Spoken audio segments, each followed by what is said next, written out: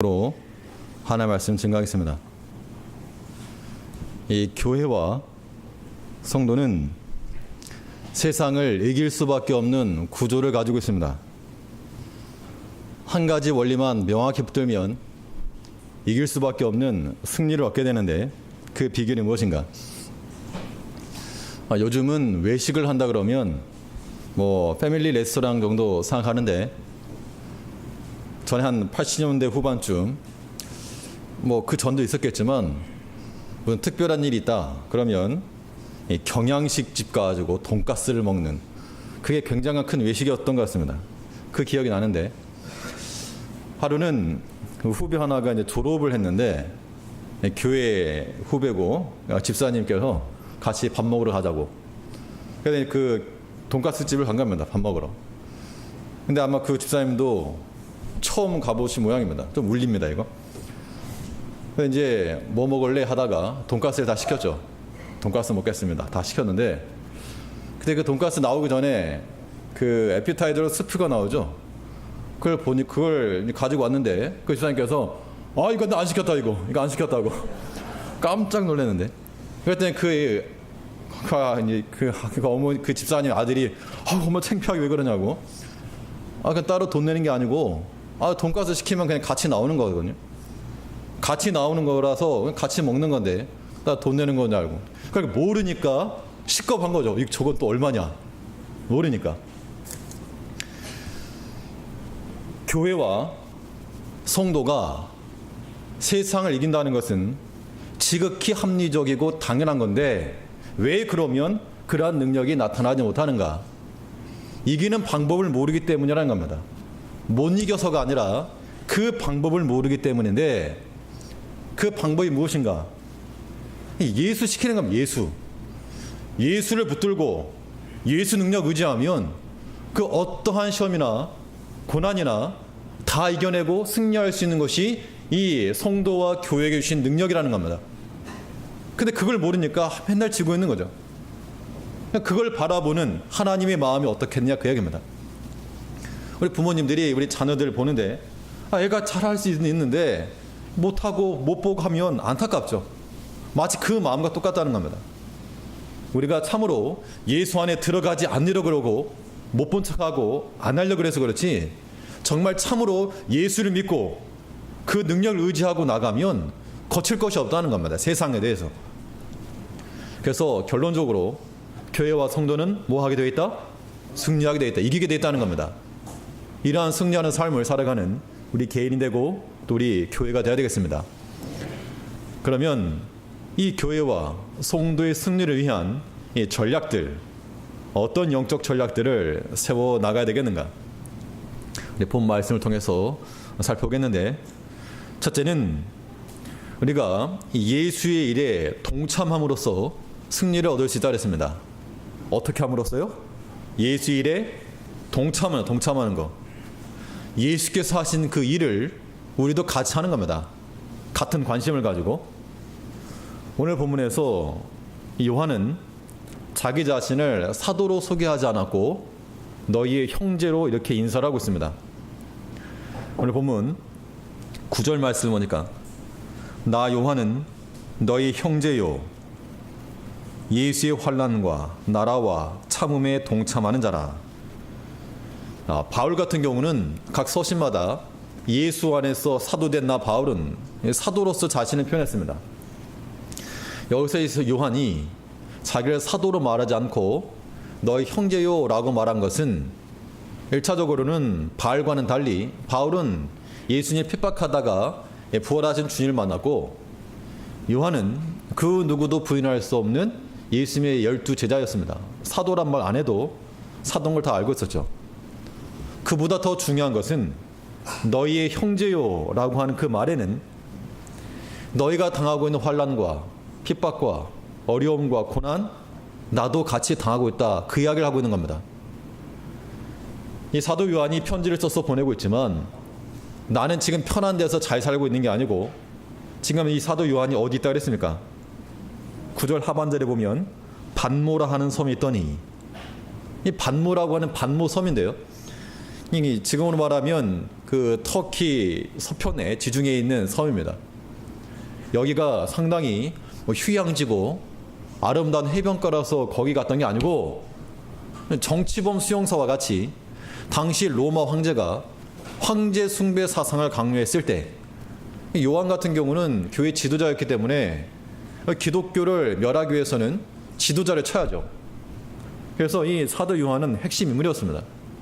그래서 정치범 수용소와 같은 곳을 보내졌고 그 밤모섬에서 했던 일이 무엇인가 하면 지금도 거기가 이제 돌이 많은데 채석장으로 거기서 채석장에서 일을 했다 그럽니다. 그러니까 고난이 심했죠. 이 계시록을 쓴 것도 환상을 보면서 보자마자 막 기록한 게 아닙니다. 지금부터 받아 적어라 딕테이션 하는 것처럼 한 게 아니고 그 당시 종이가 어디 있으며 펜이 어디 있으며 뭐 컴퓨터가 있겠습니까? 뭐가 있겠습니까? 그 본 환상을 나중에 에베소에 돌아와서 이걸 정리해서 기록한 게 맞죠. 그런데 자기 자신을 형제로 설명하면서 나도 너희와 동일하게 고난 가운데 있다. 나도 너희와 함께 영적 싸움을 싸우고 있다. 함께 이 믿음의 길을 싸워 나가자라고 하는 믿음의 격려라고 하는 겁니다.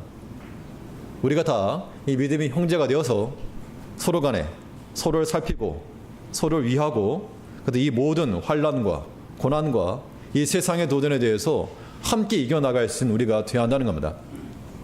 또 오늘 본문에서는 세 가지를 말하고 있는데 이 세 가지에 동참을 하라. 먼저는 그리스도의 환난에 동참하라 그랬습니다. 예수의 환난과 바울은 그의 서신에서 내가 그리스도의 남은 고난을 나의 육체에 채우노라. 예수님의 십자가 구원 사역이 뭔가 부족해서가 아니라 우리를 위해서 이뤄놓으신 그 구원을 위해서 내 육체를 힘써 사용한다 그 이야기입니다. 구원을 위해서 그 십자가의 길을 걸어가셨던 예수 고난의 길을 나도 걸어간다. 그러니까 베드로도 그러하였고 바울도 그러하였고 요한도 지금 이 채석장에 끌려와서 고생을 하면서 이런 여러 가지 고난을 당하고 있는 것이 마치 그리스도의 환난에 동참하는 것이다라고 말하고 있다는 겁니다. 나는 과연 예수의 환난에 동참하고 있는가? 이 계시록을 보면 계시록에 보면 예수님께서 너희의 눈물을 씻겨주시겠다 이런 말씀이 있죠. 장차 예수께서 우리의 눈의 눈물을 다 신원하여 주시고 그런데 주를 위해서 흘린 눈물이 있어야 씻겨주죠. 근데 예수를 섬기면서 뭔가 좋은 걸 얻으려 하고 내가 뭐 누리려고만 했지 내가 교회를 위해서 눈물 흘리고 형제를 위해서 아파하고 이런 게 없는데 무슨 닦아줄 눈물이 있겠냐 그 얘기입니다. 예수로 말미암아 우리가 고난당하고 환난당할 때 그 모든 아픔과 눈물을 우리 주님께서 위로하시고 씻어줄 거라고 하는 겁니다. 그러므로 우리가 이 예수의 환난에 동참한다는 것은 주님과 함께 십자가의 길 걸어가는 겁니다. 이 십자가가 세상을 이기고 죄악을 이기고 우리를 이기는 겁니다. 그러므로 이 사도 요한이 7교회에 보낸 서신 가운데서 7교회는 무엇을 의미한다고 그랬습니까? 7교회는 신약 모든 교회를 대표한다고 그랬죠. 오늘날 우리에게도 주시는 말씀이라는 겁니다.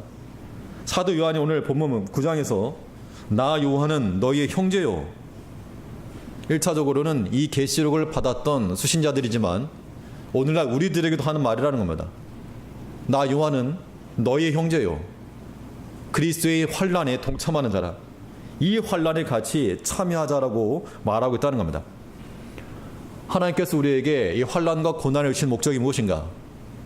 이 목적을 좀 아셔야 되겠는데 다 아시죠 사실은. 하나님께서 우리에게 고난을 주신 목적은 두 가지 측면에서 생각해보면 먼저는 우리의 연단을 위해 연단.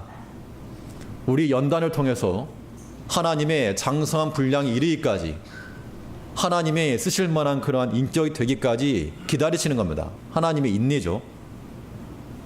그렇기 때문에 우리가 고난당할 때는 연단 잘 받아야 됩니다. 이게 하나님께서 우리의 훈련인 줄 알고.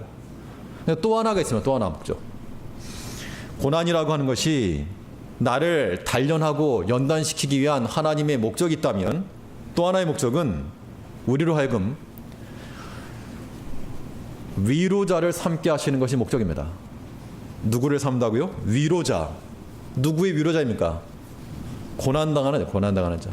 아파하고 넘어지고 약한 자들의 친구가 되고 또 돕는 자가 되고 위로자가 되라고 우리로 하여금 아픔과 고통과 그 실패를 경험케 하신다는 겁니다. 내가 어려움을 당했는데 어려움을 한 번도 겪어보지 않은 사람이 그럴 수 있지 뭐 이런 말 하면 위로가 잘 안 된다는 겁니다. 우리 학생들 잠깐 보세요. 여러분들 다들 열심히 공부를 하니까 공부를 잘하죠. 그런데 어떤 여러분 친구들이 자기는 책을 안 보는데 맨날 100점 맞아. 시험 공부도 안 하는데 맨날 1등해. 그 여러분들은 그 친구가 공부를 이렇게 해야지 라고 말할 때 귀에 막 쏙쏙 들어옵니까? 안 그렇죠. 기분 나빠. 이런 마음이 들 거라고요. 그런데 성적이 안 좋았는데 어떤 이 열심을 계기가 있어가지고 열심을 품고 뭐 성적 쑥쑥 올라간 그런 친구였다 그러면 이럴 때 이렇게 해야 돼 라고 말한 그 말 조금은 귀에 들어올 겁니다. 왜냐하면 아픔을 겪어봤기 때문에 실패를 알기 때문에 그 어려움에 처한 사람의 입장을 알아주는 거죠. 하나님께서 때로 우리에게 그런 어려움을 겪게 하시는 것은 내가 하나님께 버림받은 게 아니고 그렇게 생각하는 게 제일 안 좋은 겁니다. 하나님 날 버리셨는가? 혹은 이렇게 생각하시는 분이 계십니다. 이거 남 부끄럽다. 우리가 하나님 앞에서 신앙생활이기 때문에 물론 사람들이 알아서 조금은 난처할 수 있지만 그런 마음 가질 필요가 없다는 겁니다. 우리가 어려움을 당하는 것은 1차적으로는 우리 연단함을 통해서 성숙한 분량에 이르기 위한 하나의 목적이요. 또 하나는 나와 동일한 혹은 나보다 더 어려움에 처한 형제들을 무엇하라고요? 위로하라고. 위로자가 되라고 우리에게 아픔을 주신다는 겁니다. 우리 제일교도 마찬가지로 모든 성도님들의 개개인 가정 보면 우리 집은 아무 문제 없어요. 이런 분들 안 계실 겁니다. 다 무엇인가 하나가 좋으면 하나가 아프고 이게 좋으면 또 저게 아프고 다들 그러실 겁니다. 그 우리가 어떤 마음을 가져야 되는가? 이거 사람에게 이게 다친 마음을 가지 마시고 우리가 열린 마음을 가지고 더 어려움을 당한 자들 위하여 기도해주고 아파해주고 또 제일 중요한 같이 기도해주는 거죠. 한 마음 품는 거. 그런 것이 우리 가운데 있어야 한다는 겁니다. 그래서 우리가 예수에 동참하되 그리스도의 환난에 예수의 환난에 동참하는 우리가 돼야 되고 또 무엇에 동참하라 그랬는가 하면 그리스도의 참음에 동참하라 했습니다. 9절 보면 나 요한은 너희 형제요 예수의 환난과 나라와 참음에 동참하는 자라. 순서상으로 보면 환난 다음에 참음이 이제 있네. 예수의 고난에 동참하는 길은 무엇인가? 예수의 환난에 동참한다는 것이 괜히 막 방바닥에다가 못 갖다 놓고 막 걸어다니고 머리에다 이상한 거 쓰고 다니고 그런 게 아니죠. 우리가 여러 가지 어려움과 곤란함과 환난을 당할 때 인내하는 겁니다. 자, 인내와 참음이라고 하는 건데 여기서 우리가 좀 아셔야 될 것은 보통 우리가 참는다, 인내한다 그러면 이게 상당히 수동적인 개념으로 생각할 수 있습니다. 그런데 이 성경에서 말하는 참음, 인내라고 하는 것은 어쩔 수 없으니까 참는다 이게 아니고 상당히 능동적이고 적극적인 그런 신앙 행위라는 겁니다.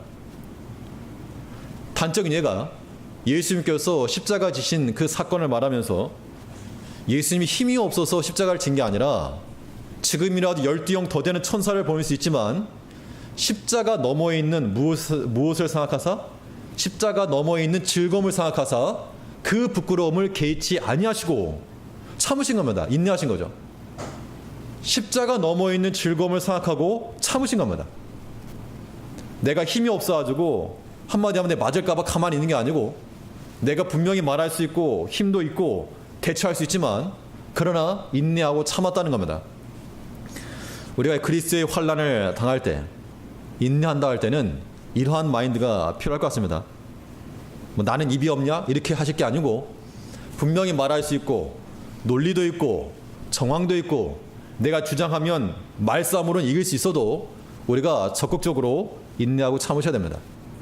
그렇지 않으면 선한 열매를 맺을 수가 없어요.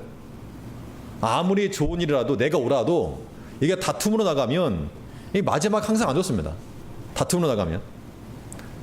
그래서 사람의 성내는 것이 하나님의 의를 이루지 못한다 그랬습니다. 가정에서나 교회에서나 뭐 직장 내에서라도 아무리 선하고 내가 옳아도 다툼으로까지 나가는 것은 이건 지혜가 아닙니다. 예수 안에서 인내하는 것, 그것은 고난을 영광으로 바꾸는 연금술과 같다 그랬습니다. 사실 모든 열매라고 하는 것은 무엇을 통해 맺혀집니까? 씨를 뿌린 다음에 농부의 인내죠. 뿌리는 것까지가 농부가 하는 거고 그 다음에 그냥 기다리는 겁니다. 관리하면서. 그래서 누가복음 8장 15절에서 좋은 땅이 있다는 것은 착하고 좋은 마음으로 말씀을 듣고 지키어 인내로 결실하는 자니라. 무엇으로 결실한다 그랬습니까? 인내로 결실한다. 그러니까 우리가 씨를 뿌렸으면 열매가 자라기까지 인내하고 인고의 고통을 기다리는 겁니다. 산모가 배가 아프다고 아이를 포기할 수 없죠. 생명이 나올 때까지 그 산고를 견뎌내는 겁니다. 마찬가지로 우리가 이 믿음의 길을 걸어갈 때 승리하는 교회와 성도가 되기 위해서 세상에 대해서, 죄의 유혹에 대해서, 세상의 타협에 대해서 이길 수 있는 힘이 나타날 때까지, 그 열매가 나올 때까지 우리가 적극적으로 예수를 믿고 참고 기대하는 마음으로 참아낼 수 있어야 됩니다. 또 무엇에 동참해야 되는가 하면 그리스도의 환난과 참음과 그 나라에 동참하라 그랬습니다. 우리 9절 한번 같이 읽으시죠. 요한계시록 1장 9절입니다. 시작. 나 요한은 너희 형제요 예수의 환난과 나라와 참음에 동참하는 자라. 하나님의 말씀과 예수의 증거를 인하여 밤모라 하는 섬에 있었더니. 이건 결과적인 겁니다.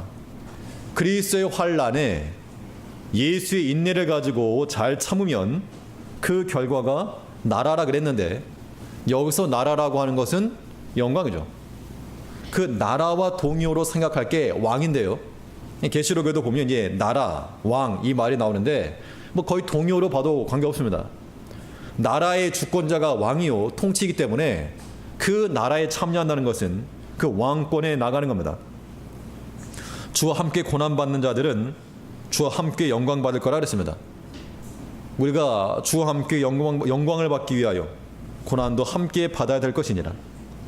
근데 여기서 한 가지 좀 주목해서 보실 것은 이 세 가지 명사가 나왔는데, 환난과 나라와 참음. 근데 이게 우리 말에는 관사라고 하는 게 없지만 이 관사가 붙게 되면 명사 앞에, 각각 명사 앞에 관사가 붙으면 따로따로를 말합니다. 예를 들어서 뭐 소설가, 시인이라고 말했을 때 소설가라는 단어하고 시인이라고 하는 단어 각각 앞에 관사가 붙으면 시인과 소설가라고 하는 두 사람을 가리키고, 관사가 하나만 붙으면 소설가이면서 시인 한 사람을 가리키는 건데, 이 본문에서 환난과 나라와 참음이라고 하는 이 명사 앞에 태라고 하는 전사가 하나 붙었습니다. 결국 그리스도 안에서 예수의 환난은 우리의 인내를 통하여 그의 영광 가운데 나갈 수 있음을 말해주고 있는 겁니다. 고난은 고난인데 이것이 인내를 통하여서 영광을 변화할 수 있다는 얘기죠. 그럼 우리가 믿음의 성도들은, 이 교회와 성도들은 우리가 받는 모든 환난과 고난을 그 자체만으로 이건 환난이다, 고난이다 이렇게만 받을 것이 아니라 이것이 그리스도의 인내 가운데 들어가게 되면 이것이 우리의 영광으로 변할 거라고 하는 그런 마인드까지 가셔야 됩니다. 그 우리가 버릴 게 없는 거죠. 버릴 게. 우리가 당하는 모든 시험일지라도 우리 영광의 재료인 줄 알고 그렇게 받고 이겨낼 수 있는 우리가 되어야 됩니다. 교회와 성도는 세상에 대해서 이길 수밖에 없는 구조입니다. 언제? 주의 일에 동참할 때, 예수와 함께 할 때 이길 수 있으므로 예수와 함께 사도 요한이 고백하는 것처럼 나는 너희 형제요 그리스도의 이 환난과 이 나라와 참음에 동참하는 자라. 우리도 마찬가지로 그 예수 일에 동참할 수 있는 저와 성도들 되시기를 바라겠습니다.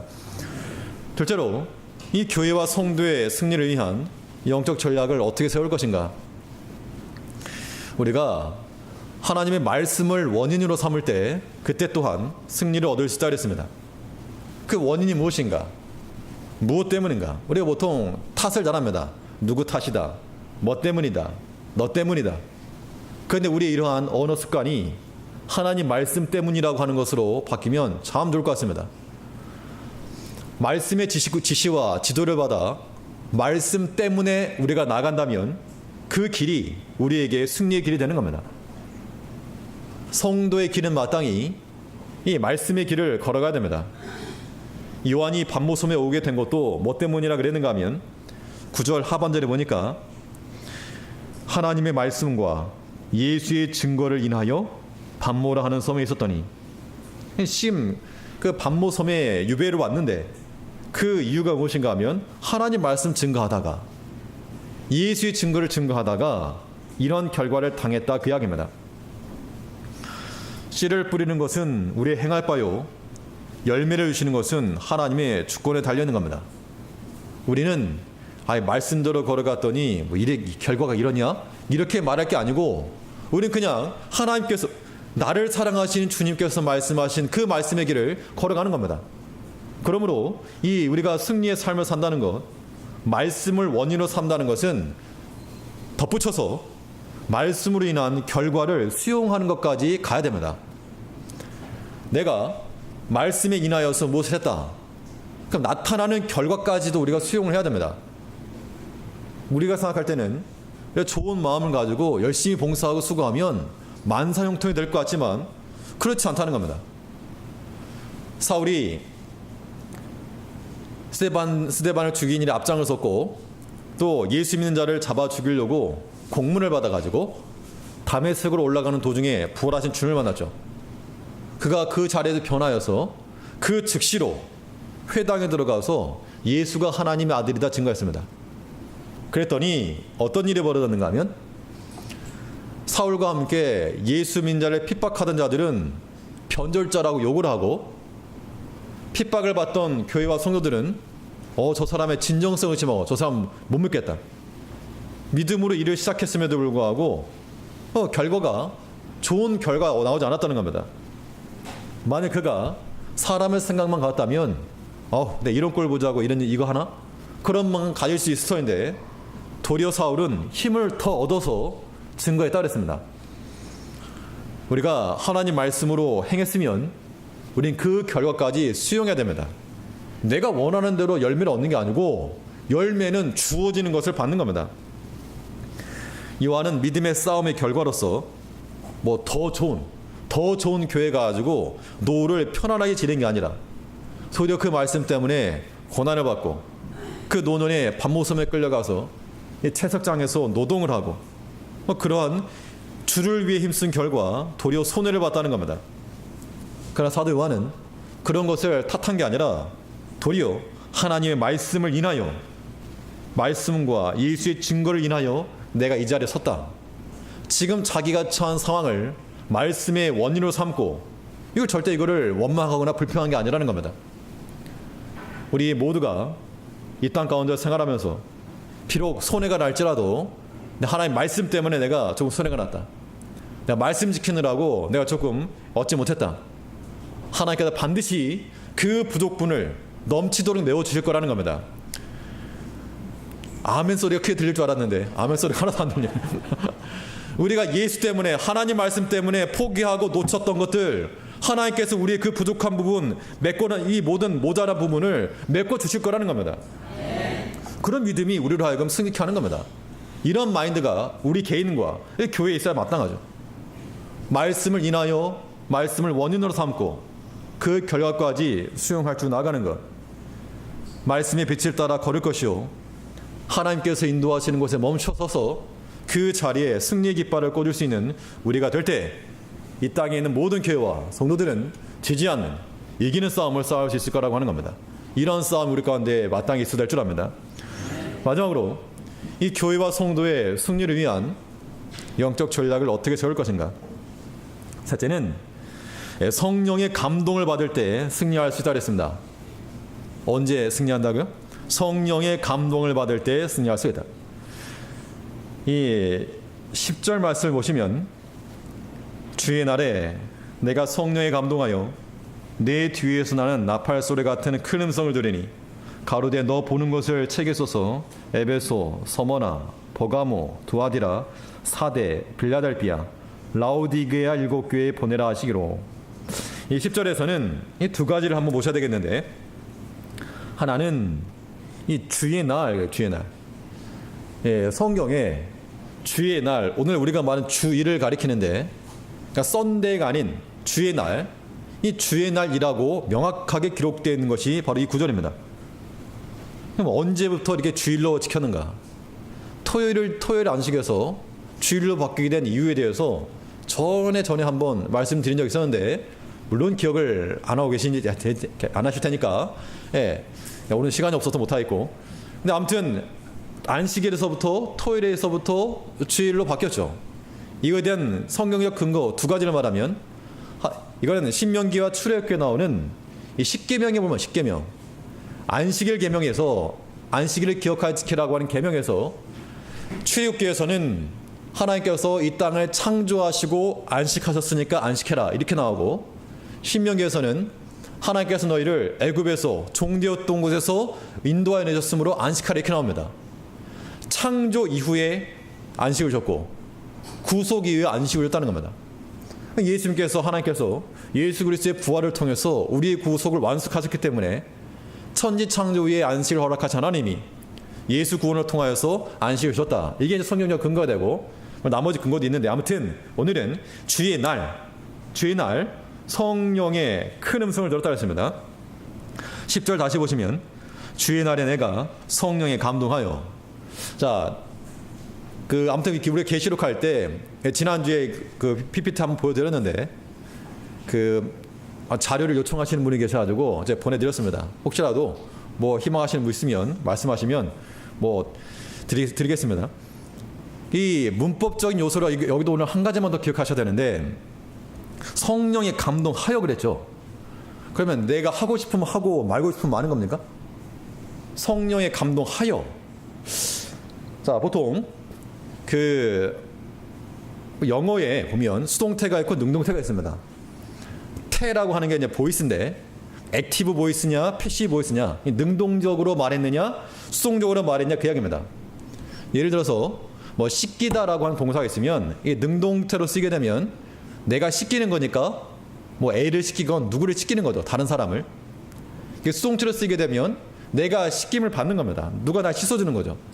능동태와 수동태가 있는데, 근데 헬라어에는 한 가지가 더 있어서 중간태라고 하는 게 중간태, 미들 보이스 그러는데, 다시 말하면 씻기다라고 하는 동사를 가지고 말하면 내가 씻겼는데, 능동적으로 씻겼는데 나를 씻은 거예요. 그 행동이 자기 자신에게 돌아오는 거. 이걸 다 바꿔 말하면 이제 목욕하다라고 하는 뜻으로 바뀌는 거죠.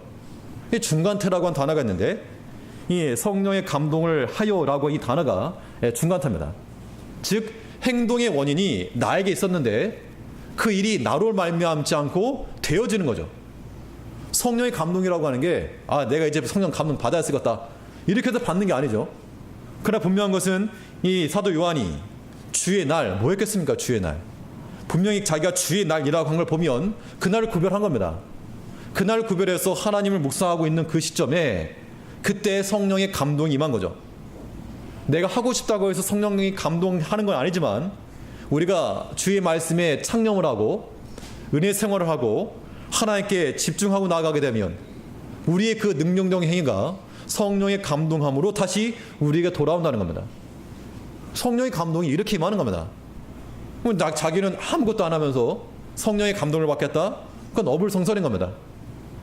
내가 뭘 했다고 해서 당연히 받는 것도 아니지만, 우리는 하나님을 사랑하는 마음으로 그 말씀을 기억하고 지키고 사모하고 구별을 지키고자 나아갈 때 성령의 감동을 받는다는 겁니다.